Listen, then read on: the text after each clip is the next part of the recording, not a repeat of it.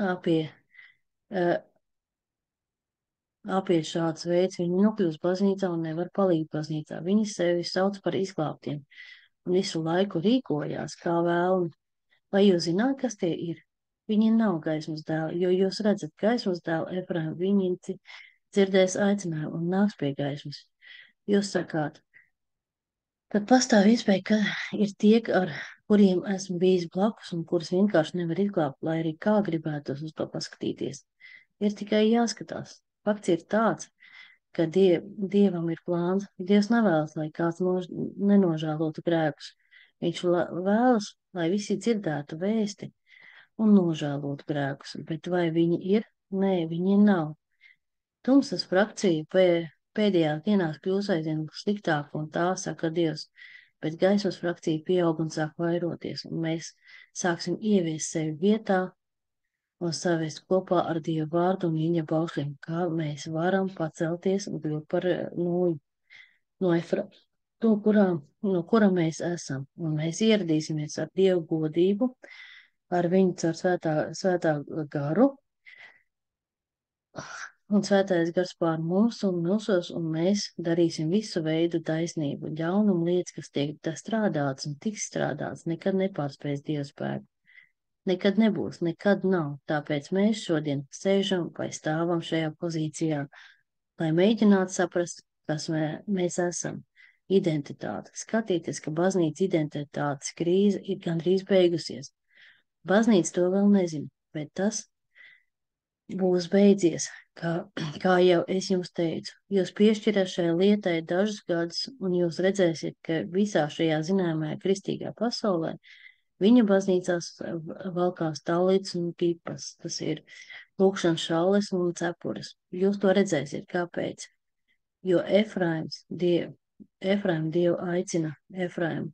Kamēr viņš zīmē bildi un zemdē nav, ja, un vai attiecas par to, vai viņi nāks vai nē. Jo tie nāks, kā es to zinu. Es esmu šeit vai ne? Kad viņš pirmo reizi nosūtīja šo ziņu un teica, ka viņš neko nekalpoja līdzīgi tam, ko viņš kalpoja pirms 6 mēnešiem. Kāpēc? Jo viņš dzirdēja Dievu sakām. Efraim nāc, un jūs esat dzirdējuši Dievu sakām, Efraim nāc. Jūs esat atvēruši savas sirdis un saņemat Dievu lietas, un tāpēc jūs tās saņemat. Vai vēlamies šo dāvanu pasniegt tik vienam? Protams, ka darām. Vai visi to saņems, atvainojiet, nē. Daži no jūsu labākajiem draugiem, kas runās mēlēs, nesaņems to, kas jums ir tagad. Tagad viņi var vēlāk, bet ne tagad. Kāpēc? Tā kā brāļi un māsas mēs esam nonākuši laikā, kad jūs vai nu būsiet strādājuši kopā ar Dievu, vai arī jūs nonāksiet nepatikšanās. Jums būs jādzird, kā Dievs sauc Efraimu. Jums būs jāspēj to dzirdēt. Jūs sakāt, kā tas izklausās, tu taču esi šeit, vai ne? Āmen. Nāc un sniedz Dievam roku. Tieši par to ir runa. Par naudu. Mēs vēlamies iesaistīties tik lielā pārdabiskā lietā par Dievs balss dzirdēšanu. Ziniet, pravietis Tomas Dekārts mums teicis, ziniet, daži no mums būs patiesi pārsteigti, uzzinot, cik bieži mēs dzirdam Dievu balsi. Nedzirdot šo balsi, sakām, es esmu Dievs klausīties. Redzi, nav grūti dzirdēt Dievu balsi. Nav grūti dzirdēt Dievu balsi, bet tu būs tie, kas dzirdēs, un tie, kas dzirdēs, un būs nepaklausīgi, un viņi turpinās. Vai Dievs gatavojas pamest Efraimu? No viņiem nē. Viņš ies uz priekšu un turpinās ar viņiem nodarboties un turpinās ar viņiem darboties. Kāpēc? Es to zinu. Viņam bija jāsastopas ar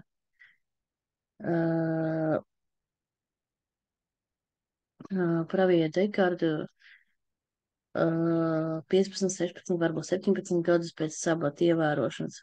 Vai es priecājos, ka viņš ir neapstājās? Labāk tic, ka es esmu labāk priecājies, ka viņš neapstājās, jo redzi, tas viss griežas, tas viss mūs ved uz šo vietu. Tas viss ir ar mērķi un laikā, ar Dievu, un mērķis nav, un laiks, ko mēs tagad ceļojam, ir tagad, un tas ir šeit, un mēs esam tajā. Mēs nezinām, ko ar to darīt, bet mēs esam tajā. Āmen. Es mīlu katru minūti. Es daudz ko no tā nesaprotu, bet es mīlu ik katru minūti, un es mācos ik dienu un nakti. Es mācos visu, ko zinu, lai mācītos un sniegtu jums patiesību. Bet vai tas nav tik kaut kas tāds, ko sāk pavērt šāda atklāsme? Tas ir bijis visu laiku. Tas tomēr ir bijis, tas vienmēr ir bijis vietā, bet kad Dievs saka, tagad atveriet grāmatas, tad mēs sāksim atvērt acis. Bet nākamreiz, kā jau teicu, var paiet dažas nedēļas, līdz es to pārvērēšu, lai varētu sākt pēc to pētīt, sākt to aplūkot, sākt to daudz saprast. Labāk nekā šodien. Mūsdienās tas ir tikai savu veidu efekts. Vienkārši izšaujiet un ļaujiet mums ķerties pie tā, ko varat. Un cerams, jūs pavadīsiet nedēļu, sakot, es nezinu, es tikai vēlos, lai tu par to domā. Es vēlos, lai jūs pieķeraties tam, jo mēs atgriezīsimies nākamnedēļ un turpinās strādāt šajā jomā, jo mums ir jāzina, kas mēs esam, brāļi un māsas. Mums ir jāzina, kas mēs esam. Ja mēs nezinām, kas mēs esam, mums ir problēmas, āmen. Bet tas nav tik grūti.